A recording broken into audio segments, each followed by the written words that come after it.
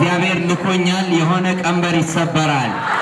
እግዚአብሔር እንደዚህ ብሎኛል የቆየ የተቋጠረ ነገር ይፈታል ብሎኛል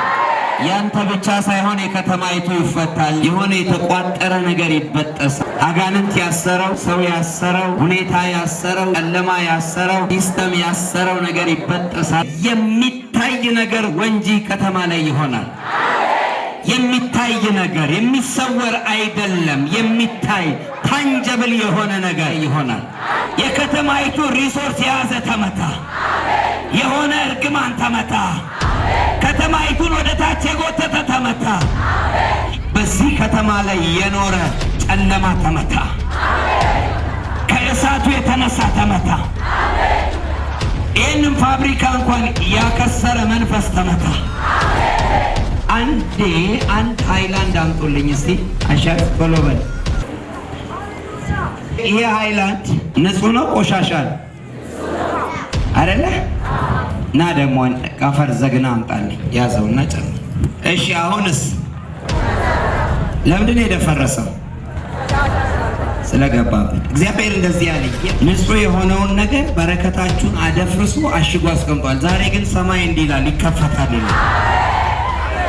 ይሄንን ስከፍት ይሄ ፋብሪካ እንኳን እንደገና ይከፈታል ከዚህ በኋላ እግዚአብሔር እንደዚህ ያለኝ ይሄ ሲከፈት የምድሪቱን በረከት ነው የሚከፈተው የወንጂ ከተማ በረከት ይከፈታል እንደገና ወደዚህ የሚመጣ ኢንቨስትመንት አለ እንደገና የሚመጣ ሀብት አለ ከፍታለ ይለኛል የሰራዊት ጌታ እግዚአብሔር አሽጎ አስቀምጧል አደፍርሶ ደብቆ እግዚአብሔር ግን ይከፈታል አለኝ የሚከፈት ነገር አለ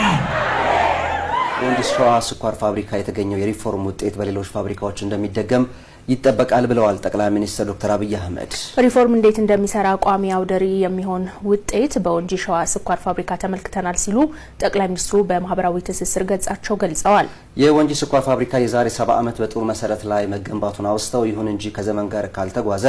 መቅደም ብቻውን መብለጥና መጣም ያሉ ጠቅላይ ሚኒስትሩ ቀድሞ የበቀለን ጆሮ በኋላ የመጣ ቀንድ ሊቀድሙ ይችላልም ብለዋል እየፈጠኑና እየፈጠሩ ዘመኑን ካልቀደሙም ጊዜው ራሱ ይቀድማል ሲሉ አስገንዝበዋል ወንጂ ስኳር ፋብሪካ የዛሬ 3 ዓመት ለሰራተኞቹ ደሞዝ መክፈል ተስኖት እንደነበረም አስታውሰው እዳ እንደ መርግ ተጭኖት ነበር ብለዋል በመሆኑም በተሰራው የሪፎርም ስራ በቀን ያመርት ከነበረው 1500 ኩንታል ሃሌሉያ እኔ ቅድም በመኪና ከዚህ ወተን ስንሄድ እግዚአብሔር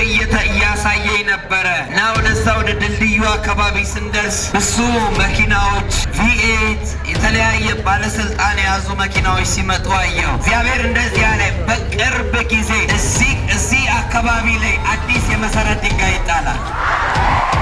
በጣም በቅርብ ጊዜ እግዚአብሔር እንደዚህ ያለ ለወንጂ የመታሰብ ወራት መጥቷል አለ እግዚአብሔር የመታሰብ ዘመን መጥቷል የመታሰብ ሲዝን አንድ ሰው ጮሆ አሜን ይበል መንገዷ የተረሳበት ዘመን አብቅቷል የከተማ